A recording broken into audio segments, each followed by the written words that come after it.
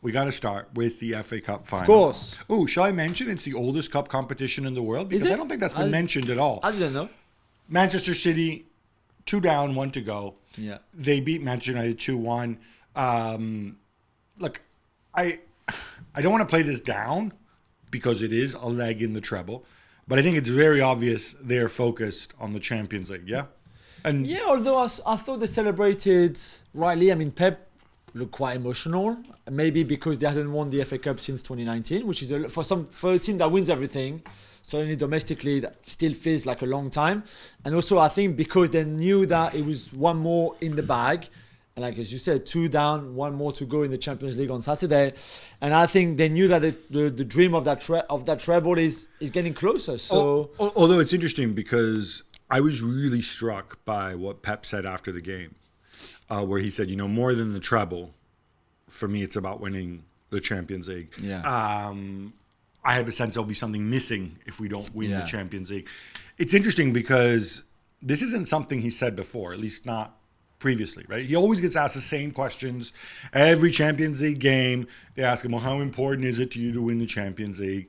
And he always comes back and he says the usual stuff. He says, well, actually, in the Champions League knockout competition, anything can happen. It's partly out of your control.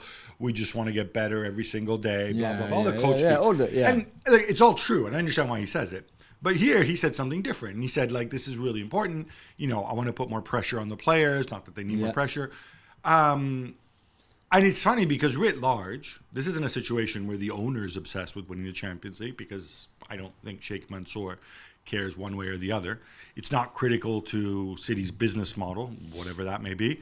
It's the holy grail for them, though. They've been chasing it since they took over. But I would argue it's certainly not for the fans who boo the anthem. All right, the City fans are global and diverse, obviously, but the ones who show up at the Etihad who boo the UEFA anthem, I don't, obviously you want to win it, but they're not as obsessed with it as, I think this is just something that comes from Pep. I think it's important to him. I think his rational mind says this is not a measure of anything because this is one game and anything can happen and stuff is out of your control. In the same way stuff was out of his control when they played in the last Champions League final and they lost to Chelsea, right?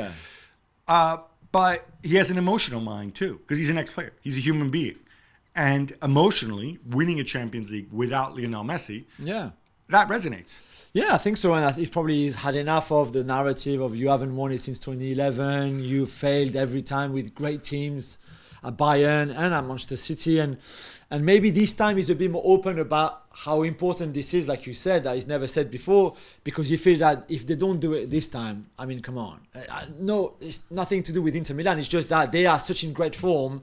So are Inter. But if you take Inter away, it could be anyone that they're facing. Right. They are so good, so in control. He find almost the perfect team. He's got everything, the balance, the players, the fitness, the confidence, the momentum. There's just not... Every light is green, pretty much. So maybe that's why I think he feels like, okay, this is our time now. You mentioned they're in control. It finished 2-1 against Manchester United. I think there's 2 ways to look at it. You can look at it and say that City controlled the game and maybe weren't at their best, but they didn't need to be, on the one hand. Yeah. Or you could look at it and say, I think in the last 15 minutes, they didn't take a shot on goal. And there was that almighty scramble at the end in front of the goal with, I think it was Varane and McTominay. 2 chances, one after the other, which could have really derailed their plans. Where do you stand? Yeah, you're right. And I think that's why the XG, if you look at the XG, the United in the end is higher than the City one. Substantially higher. Yeah, I just think that the goal after 13 seconds from Gundogan just changes everything. From a City point of view, from a United point of view, it just changes everything, because now if you're City, you can control the game a bit more, which they've done really, really well lately, especially since the John Stones transformation, put it that way, in midfield, where they can pass the ball, wait. If there's a moment to pounce, they will. I think the goal that they conceded at a time where they were really in control of the game, that penalty that we can talk about a bit later, so again re-changes the dynamic. But they took the lead again, and after that they were in control, and I think they can soak up the pressure better than they ever used to before under Pep. And if United did what they had to do, and I think United deserve some credit because they fought it hard, but in the end I think just City had a bit too much. Thanks so much for watching ESPN on YouTube. And for more sports highlights and analysis, be sure to download the ESPN app. And for premium content and live streaming, subscribe to ESPN Plus.